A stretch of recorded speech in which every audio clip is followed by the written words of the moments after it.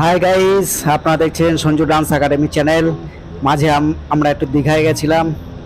দীঘায় গিয়ে খুব মজা করেছি। একের পর এক জলের তোড়ে ভল্ট মারতে বেশ মজা হয়েছিল। এখানে দেখতে পাচ্ছেন আমি, কালিম ও বাপিদা যেন কম্পিটিশন শুরু হয়েছে একের পর এক ভল্ট খাওয়া নিয়ে। আমরা যখন দীঘায় এসেছিলাম তখন ভিড় খুব কম ছিল, সেই হিসাবে লোক খুব কম দেখতে পাচ্ছেন। আমরা টোটাল ড্রাইভারকে নিয়ে 5 জন দীঘায় গেছিলাম। এটা আপনারা দেখছেন নিউ দীঘার ভিডিও। আমাদের 4 জনের মধ্যে একজন ভিডিও এক্সপার্ট ছিলেন, তিনি আমাদের সব ভিডিওগুলো করেছেন। আমরা অনেক দেরি করে স্নান করতে গিয়েছিলাম, তাও প্রায় 4টে বেজে গিয়েছিল।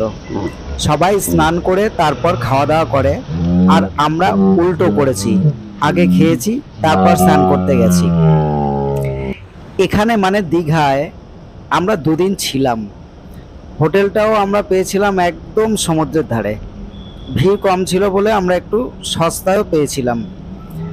আর আমার বন্ধু কালিমের পার্সোনাল 4 চাকা ছিল বলে আমরা অনেক জায়গায় ঘুরতে পেরেছিলাম।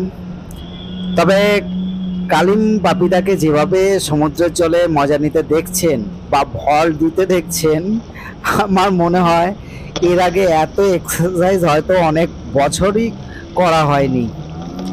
আমিও অনেক বছর পরে এতগুলো ভল দিলাম, তবে মাঠে ঘাটে হলে হয়তো আমরা কেউই পারতাম না। যেহেতু জল ছিল তাই কোনো রিস্ক ছিল না।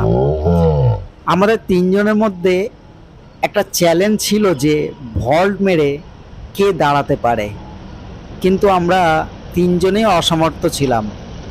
ভিডিও দেখে আপনারা বুঝতেই পারছেন, আগে আরও দেখুন তাহলে বুঝতে পারবেন।